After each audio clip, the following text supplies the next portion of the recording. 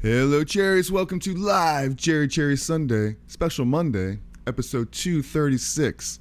And in today's video, I'm going to show you how to outline, in today's video, I'm going to show you how to use triads to outline your blues soloing. So this is going to be really, really cool. And first I want to say hello to Jeffrey Boyle in the chat. Give you a round of applause. And Ozman, good morning to you. So I got a little loop here that I created on my loop station, Boss RC5, just a blues in G. And check out what I'm going to be doing here today. This is really, really cool, and you're really going to dig this.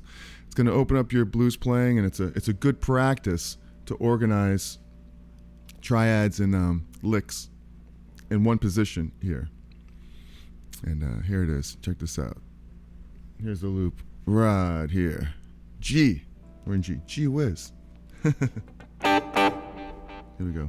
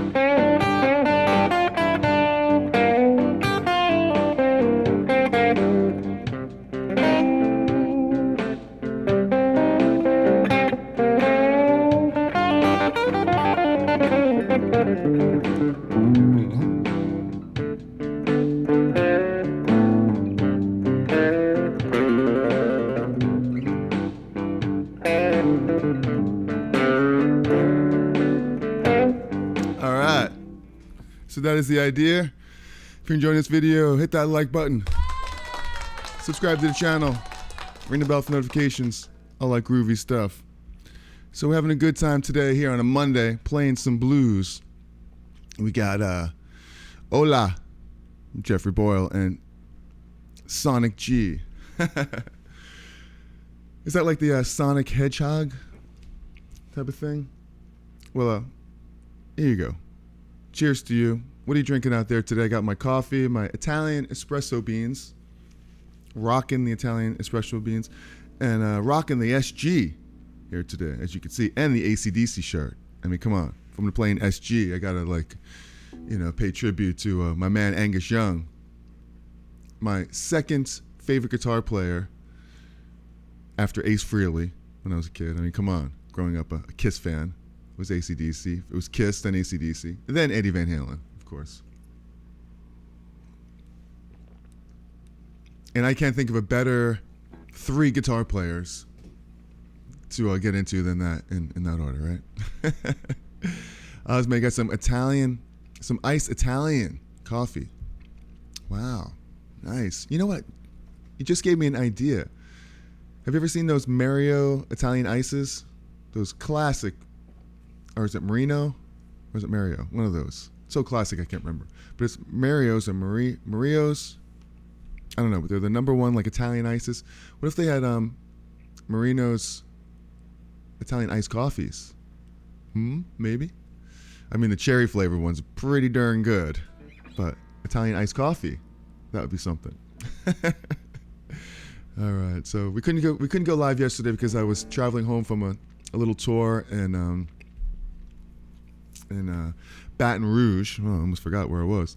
Baton Rouge on Friday nights, and then Jacksonville on Saturday night. And I spent most of the time in the airport coming home yesterday. So coming up from Jacksonville, Florida, you would think I would have a flight straight up to New York, right? It would take probably an hour and 45 minutes, but no. I have to go from Jacksonville all the way to Midway, Chicago, wait there, and then the plane delays, and sitting on the plane for an hour and a half, and then after a 2-hour layover to finally get home at like 8 something at night, you know, like 10 hours later, something like that. But it's all good. I'm here. I'm having a good time playing guitar on a Monday. So check this out. What I'm doing is pretty cool here. I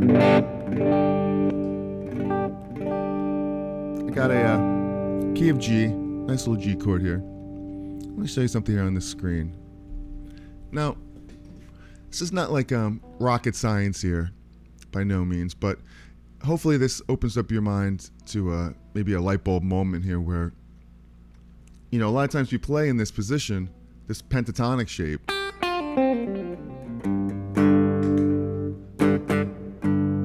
And I'm talking about really not playing any scales here at all. Like I really wasn't playing scales at all. I was playing triad and forms off of triads. And what triads are really, it's just 3 notes that make up the chord. And this chord, it's G. So it's the 3rd, the 5th, and the root. And of course I added the 7th, the dominant 7th in there.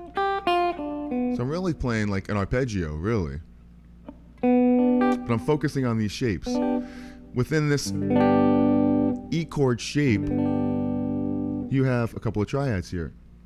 And I'm basing them off of string sets.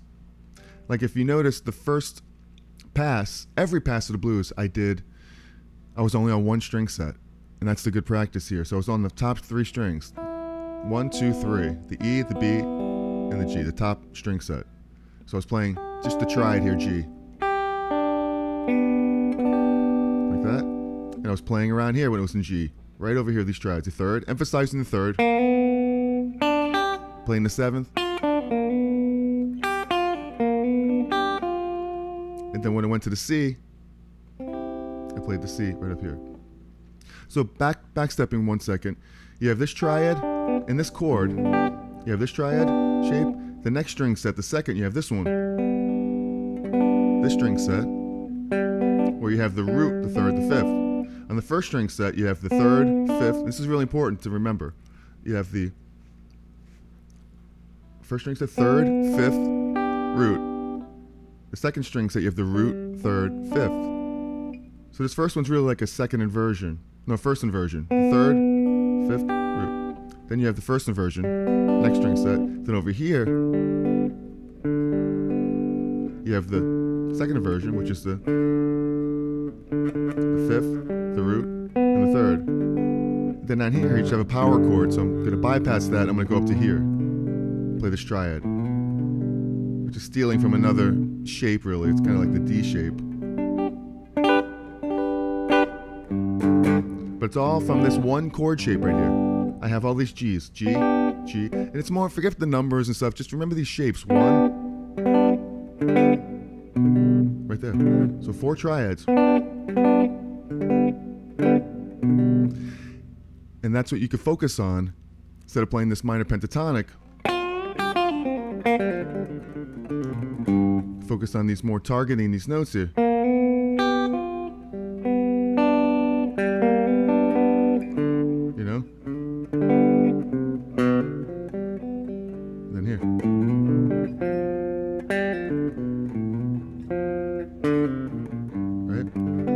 And when I went to the 4 chord C, here's the C chord. And I'm focusing on this A shape right here. And the triads I have from this C is like this, a root version, right here. I'm just following the chord, the shape of the chord. You have this. The chord's kind of like the same thing as this, right? So you have this shape, you have this shape. And you don't want this power chord here. So I went to here, I borrowed from this other shape, this G shape. So here's the third. And down one more on this bottom string that I just played down here. Starting on the 5th, the G. Here's the C chord, second inversion. G, C. You can play it open. And then the last chord, the 5 chord, the D chord. Play it like this, the C shape, D chord. So now you have these triads here. The D here, the D here, and the D here. It's the only shape that has all 4 triads in one shape. And then back to the G. So one thing I also did was, as I played this G, over on the turnaround, I remembered to play the G. I tried to play every turnaround in its position right here. And I remembered the triad shapes of the chord. So if you just remember the G, C, D, G, then you can do the turnaround here where it's G, G7, A. Then you have the diminished walk up, A sharp, right there. I mean C, it's not A. You have the G, G7, C, the C sharp or D flat. Back to the shape. So you just remember these 3 shapes. Then you can do the licks here. Pretty cool, right? And the same thing with the turnaround here on the second string shape. G, G7, C, C sharp diminished. It's just adding the C note back to the D. So it sounds like this.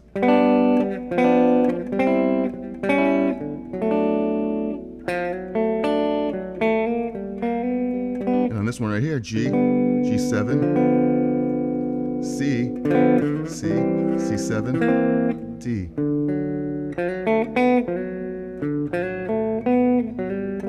So get G, G7, C, D, nope, G, G7, C, C sharp diminish, and then D. And do a lick here.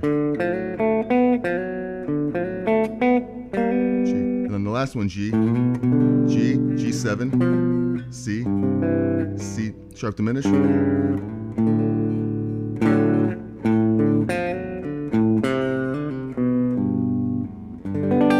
it's all within this one area, which is really, really cool practice.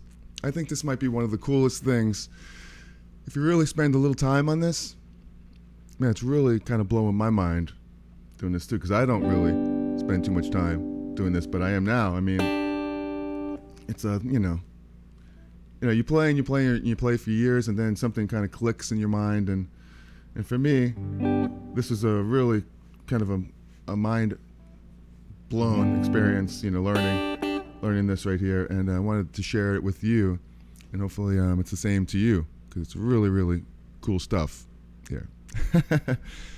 And organizing these positions, I know it sounds organized, it's not really playing, you're like kind of thinking a lot here, but that's what you do when you practice. When you're playing for real, I mean, you don't want to think about all this stuff too much, you want to really just get into it, and you want to move all over the neck. But the good thing is that why not know everything you can know, like in this one area, so you could stay here in one position and really target your chord changes without having to just jump around to possibly places that you know really comfortably. Like if you're playing G, then went to the C, went to D, C,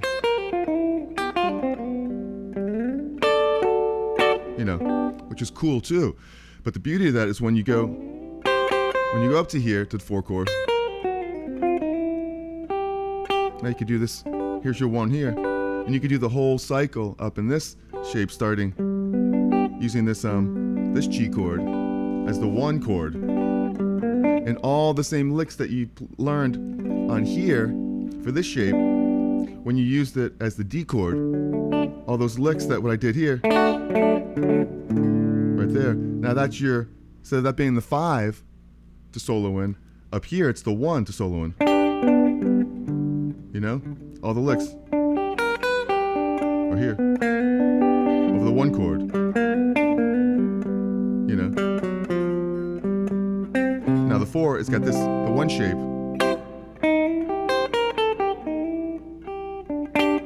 You know? It's like that.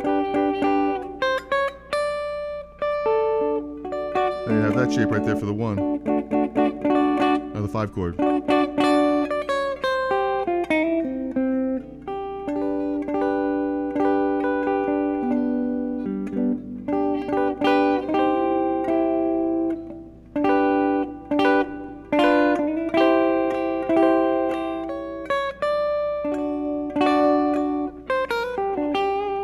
But we're focusing on this one area right here in the G shape, which is really cool to do. We're going to just focus on one area right here today.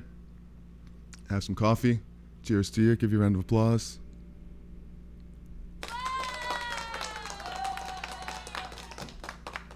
Now check this out here.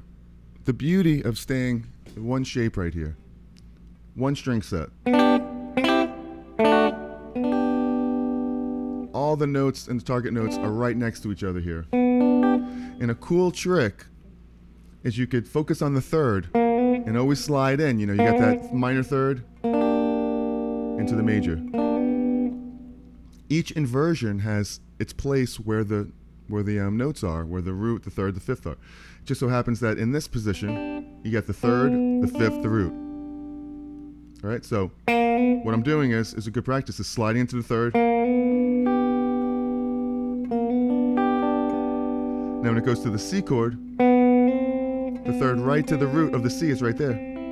Now if you notice on this C triad, your 3rd is on the next string. You get root. So it's good to learn to hit the root. It's just an organizational way to approach the slide from the minor 3rd into the 3rd. Like right here, I'm going right into it on the first one because it's right there. It's the first note. Right? And over the 4 chord, I got the 1. So it's a different timing of when you're hitting the 3rd.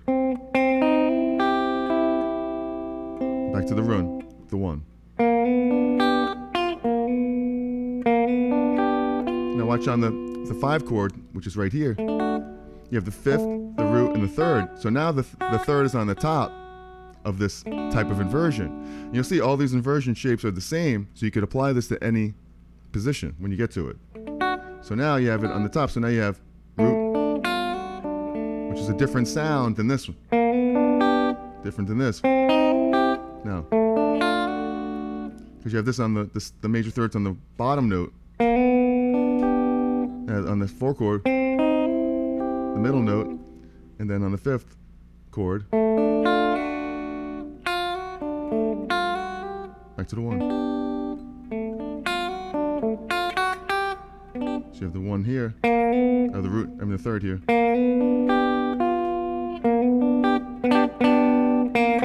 You can find all the chromaticisms, chromatic notes that go.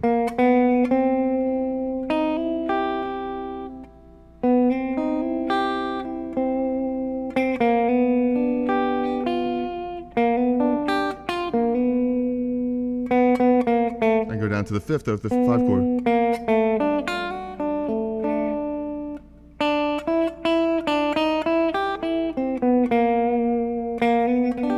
Now here's where you remember the turnaround.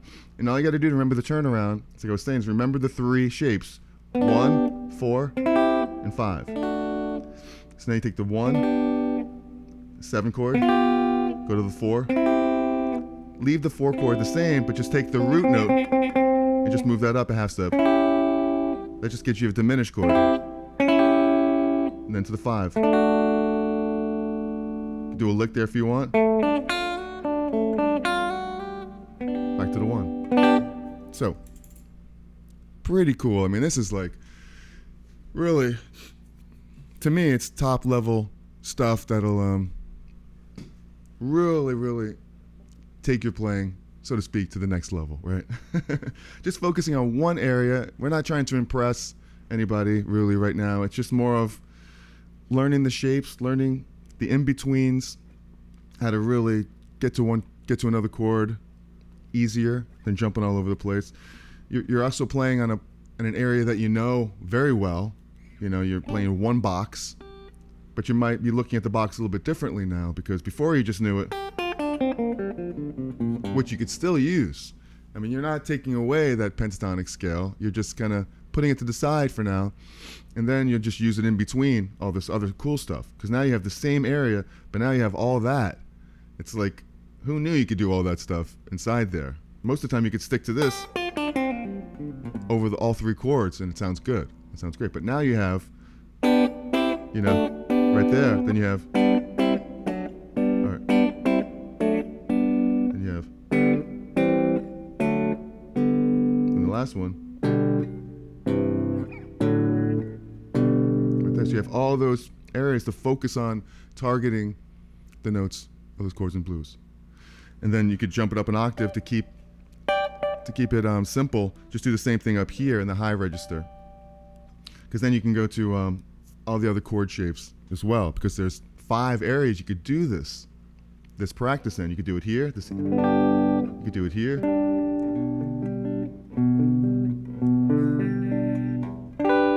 right there in that D shape. You could do it here, in this C shape right here. You do this shape right here. You're doing this shape, and this G shape. So it's the E shape. This D shape. You just this G shape right here. This A shape right here. This G shape.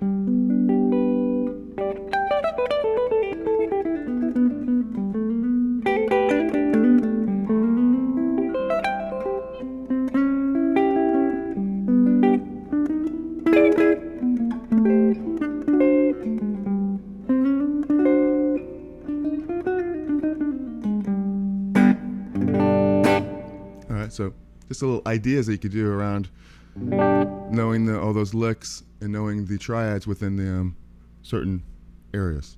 Really cool. So if you're enjoying this video so far, hit that like button, subscribe to the channel, ring the bell for notifications, and all the good stuff. So some questions here. Let's see. Iced Italian coffee. Yep, that's right. Mine's not iced, but I love me some iced coffee, especially cold brew.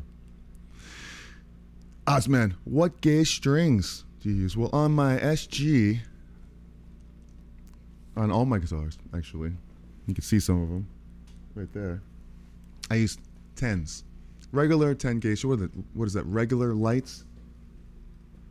Regular light gauge. 10, 246. What are the numbers in between? 10. Numbers in between. 10. What is it? 13. 10, 17, 20 something, 32, 46. I don't know. Hike. Try to get 10. Let's see. Let's figure this out. What's in between? Here's 10. Here's 46. What is it? There's a 17, a 32. There's a 26.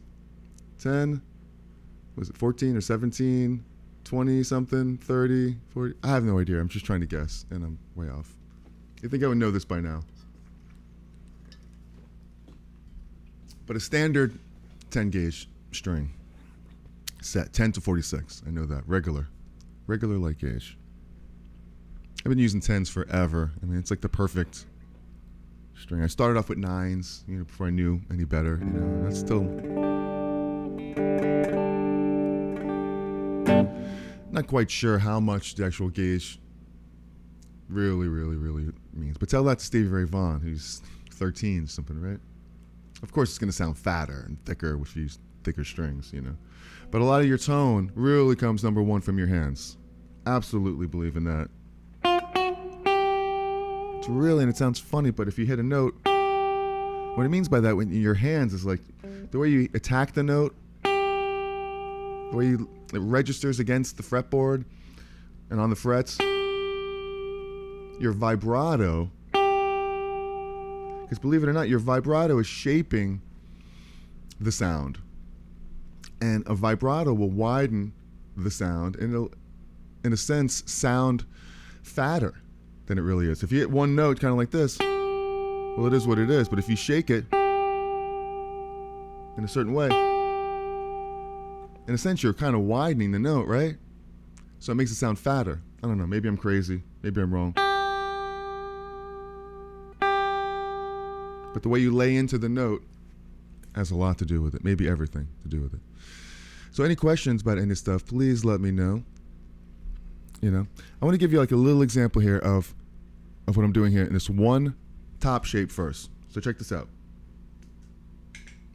Check out a little distortion. So here's just the string set, the first string set with the top three strings. Now I'm doing licks right around here. Check this out.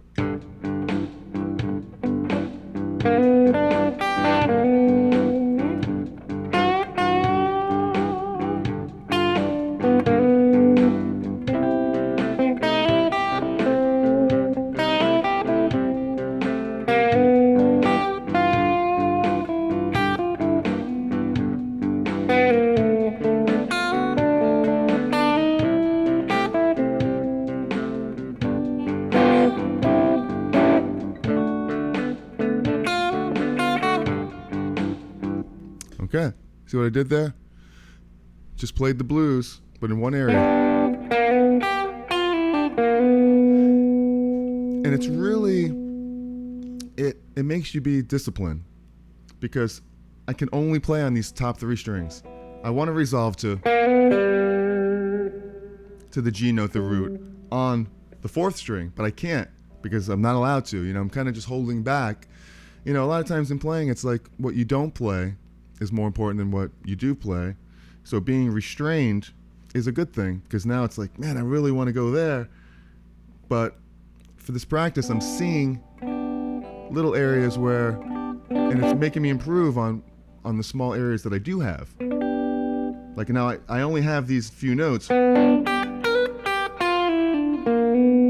I want to resolve to a root, I only have one root here. I got to go to that one. So it's forcing me to use what I have. You know, it's forcing me to play within this shape. I only have one root in this area. If I want to hit the root, or I got to stay here on the third. And when I go to the four chord, it's right there. I only have one root. Here's the third. Or it's the fifth. Back to the third of the one chord. And I know, okay, the five's coming up. I went to the fifth of the five. Here's a five chord. Chromatically right up to the third of the four chord. And on the turnaround, simple. I remember these three shapes. Here's the one, the four, and the five. And the turnaround is just the one, the 1/7 chord, the four chord. Hold that same shape, but just raise the root a half step. So now instead of a C, you have a C sharp diminish. Chromatically right to the five. I could play a lick here. Back to the top.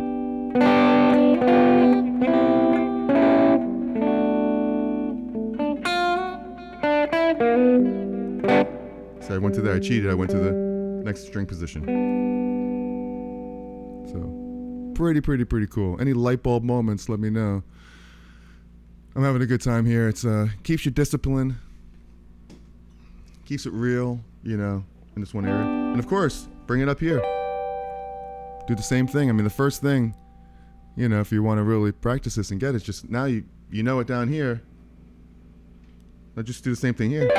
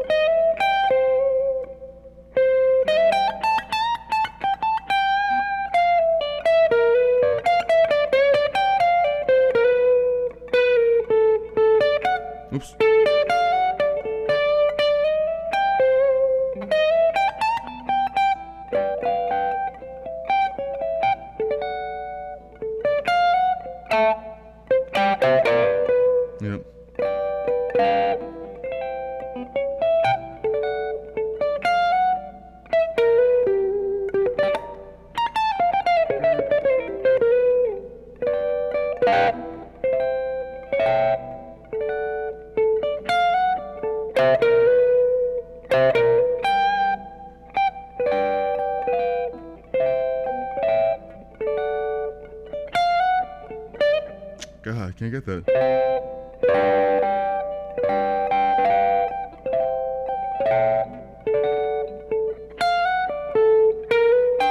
There you go. It's hard up here in this small area. My SG with my big fingers.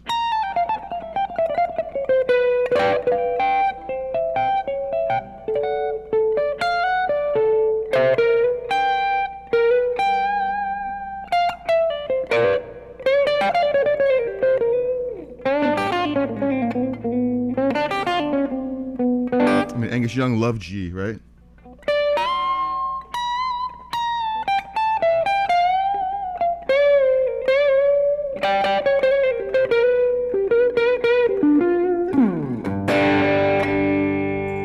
Really, really great area. Forgive me. No charge for extra mistakes in there. All right. I have a little trick here too that I'm going to give credit to a guitar player, great guitar player, Guthrie Trapp. If you're out there listening, it's for you. Thank you. And I love that guy. If you haven't watched any of his videos, he's like a master guitar player. Really, really great, Nashville. But he mentioned something recently that I always knew, but didn't really use all that much. I use it, but when you're more aware of how cool it is, you start to use it a little bit more, maybe to a fault. But this trick that's, all right, we talked about the root, the fifth, and the octave everywhere, and then the seventh. But the fourth degree, if used correctly, is really, really, really cool. So think about where the 4 is, because it drops down nicely to the 3rd, right here. Check this out. You could use this in your licks right here. So here's the root, and here's the 3rd, and G. You have the 3rd, right? The 5th, the octaves. So here's that 4th. 1, 2, 3, 4. But go down to it. From the 5th. So when you change into the 4 chord, I could set it up.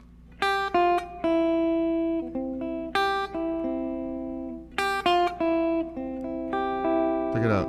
5, 5, 4, 3. Even then, over the 5 chord.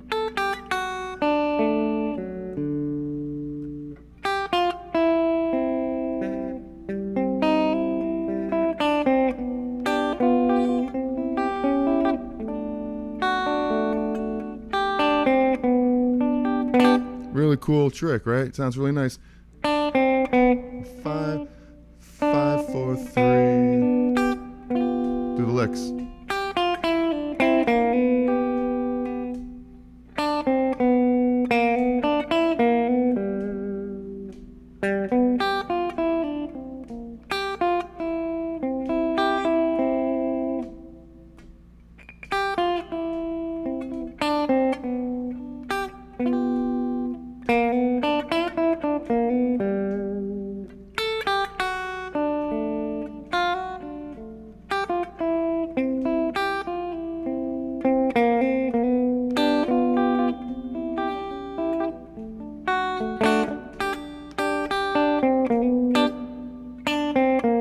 Or from the 5, 4, and then slide into the 3rd.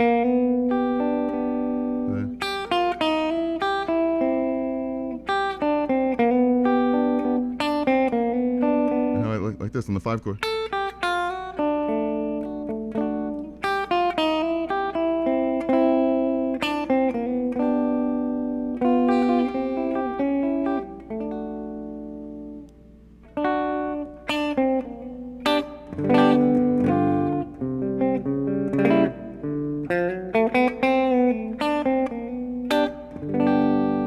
Cool little trick there to know.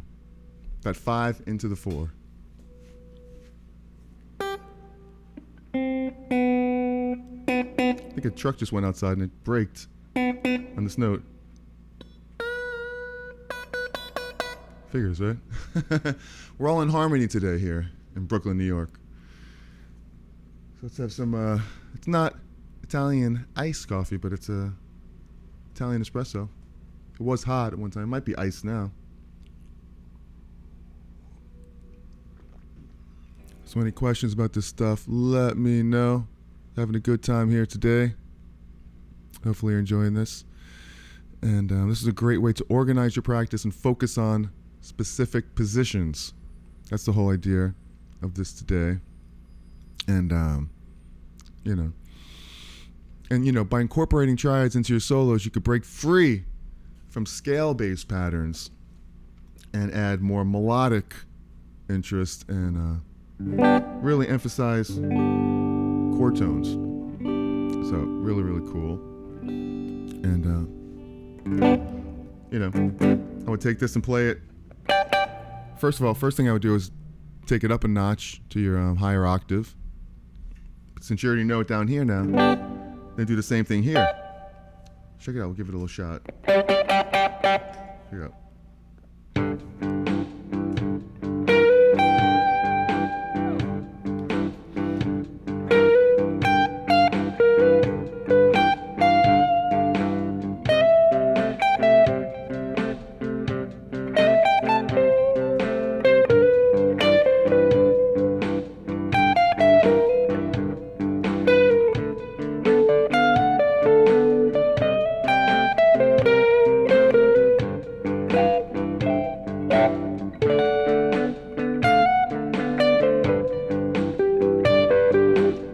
Down the different string set.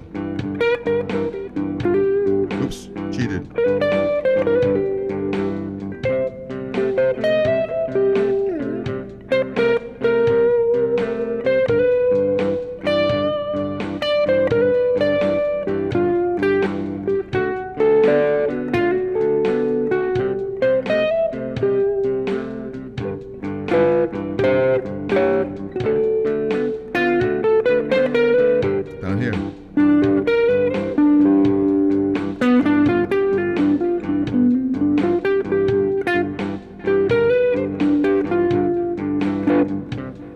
C chord.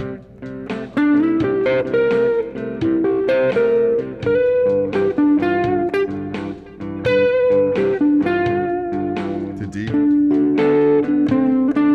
C. To G.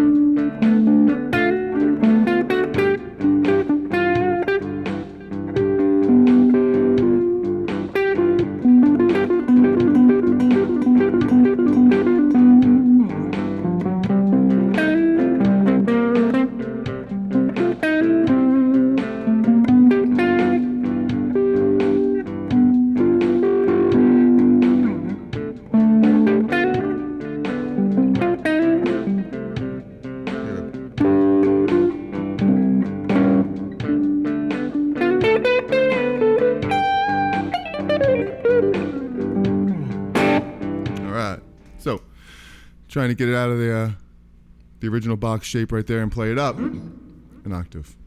Different octaves and stuff. All right. Have to go. Have a great week. Thank you so much. Oz, man. Very cool of you for sticking around here for a little bit on Monday. We got a little bit left here. We won't go too long. But what I would do is practice this a lot and then take it to the next shape up. Instead of jumping up the octave here to the G up top on the E shape, play it and the next one. Because then you could kind of break out of the box here and then take it up to this next shape right here. So here are the chords, the 3 chords, the 1, 4, 5, in this next shape. Check this out. So here's a G chord.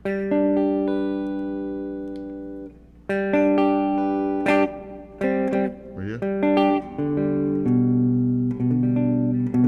Call this the G shape, so it's like this. I'm in a D shape. Like, 'cause it looks like a D. It's a G chord. Here's a D. Just bringing it up. Here's your root. The full chord would be like this.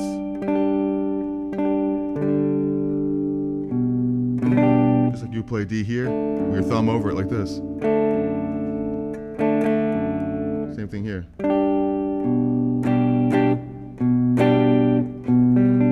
So now that's your 1 chord. And there's your triad right there to play. On the string set. Then when it goes to the 4 chord, there's your C right there. So here's your 1, like you were saying.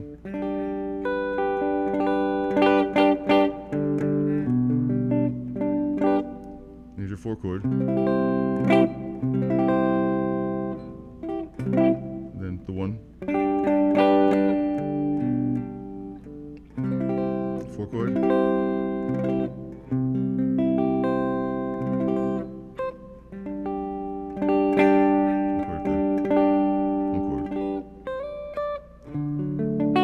Here's your 5 chord to be this shape right here, a G shape.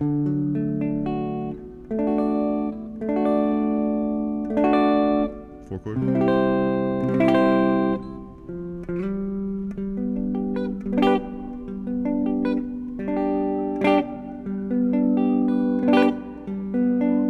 Actually, let's play it with this C shape here instead of the D.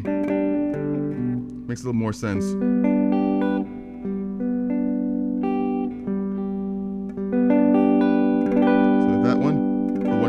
The 4 chord, and the 5 chord.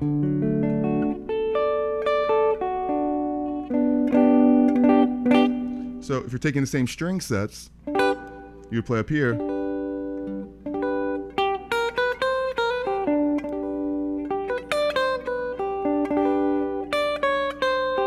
4 chord.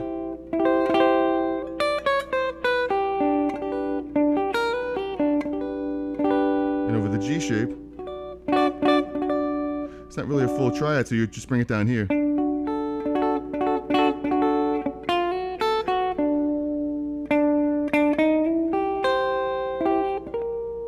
You know?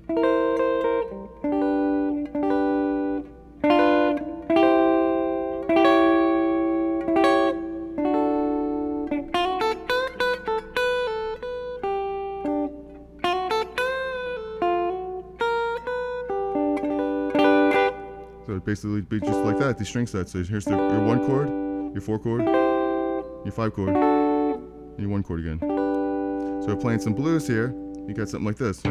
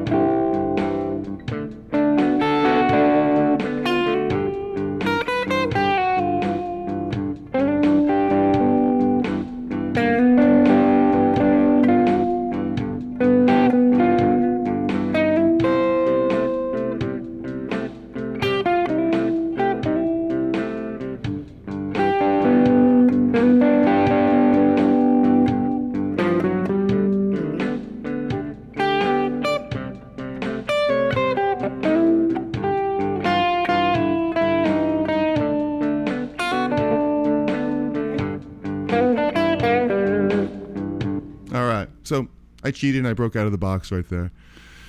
But doing the same thing down all these string sets will be a great practice here. The 1 chord, the 4 chord, the 5 chord. Then you have, again, you have the 1 chord, the 4 chord, and then the 5 chord. Here. Then you have, down here, the 1 chord, the 4 chord, the 4-5 chord. 1 chord, 4 chord, 5 chord. 1 chord, 4 chord, 5 chord. Then you have the 1 chord.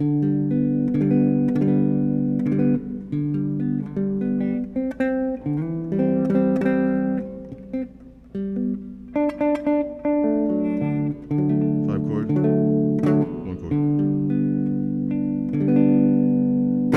Just like that. Simple like that. Simple as a pimple. A lot of pimples aren't that simple, though. Hello, Professor Phil Bell. Give you a round of applause. All right. Hopefully enjoying this. So, and then you do the same thing with all the different positions. You have this E shape, this D shape right here, this C shape that we just did right here. Then you have the same one over this A shape, doing the same thing up here.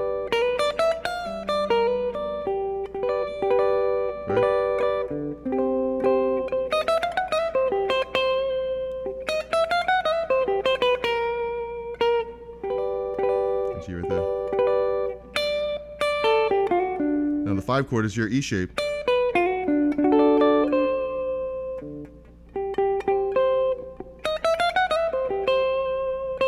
Right?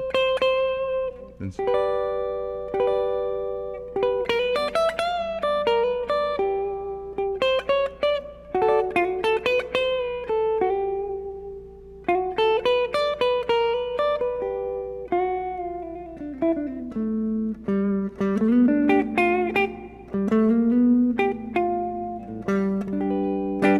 do the same thing going down the shapes.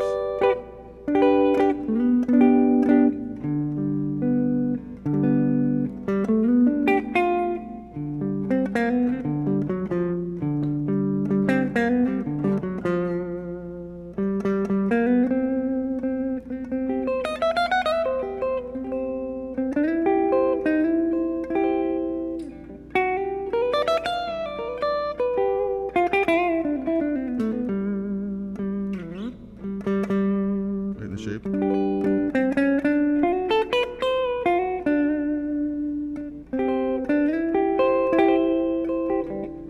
Remember this one? Drop the octave. I'm gonna drop this to the 7 chord.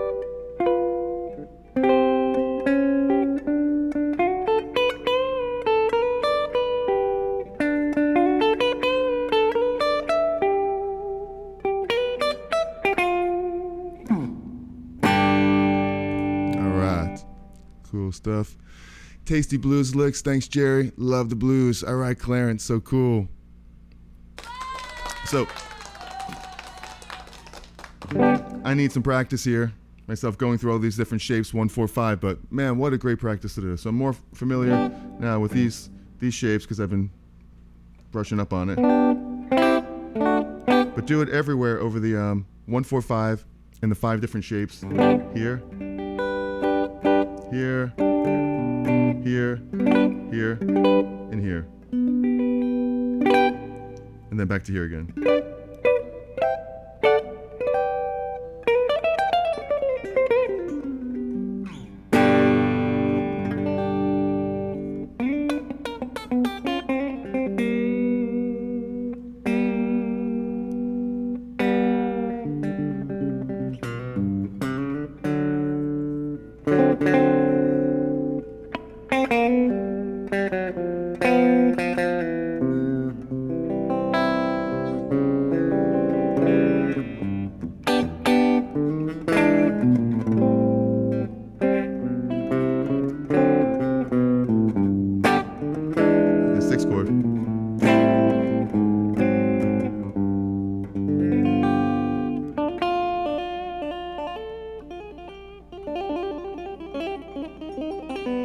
All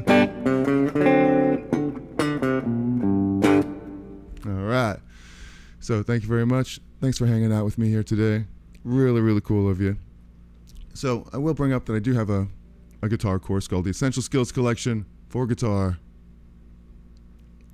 It has 4 sections in it. The first one is Fretboard Memorization, which helps you learn easily where all the notes are on the fretboard.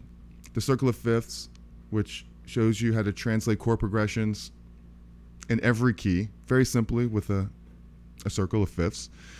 Blues soloing, where we talk about, stuff we're doing now, vibrato, bending notes, lots of different types of chord progressions and graphs that I have in that. And then the cage system in 2-5-1s, which is really cool, which is similar to taking all these different shapes and playing progressions around them. So check that out in the description, Essential Skills Collection for Guitar. I would appreciate that. Thank you very much.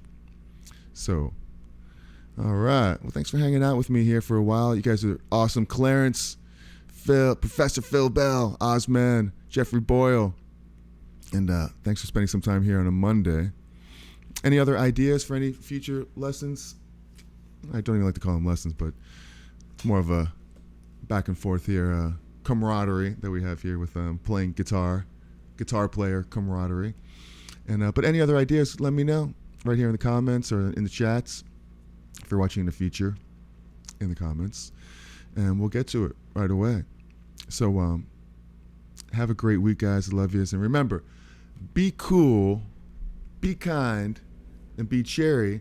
And if you want to see another video on playing the blues, I think it's 5 steps to becoming a better blues player. Can't even speak today. Put that right up there. Thanks so much for hanging out with me. I really appreciate it. Love yous, and I'll see you in the next one. Peace, y'all. All right.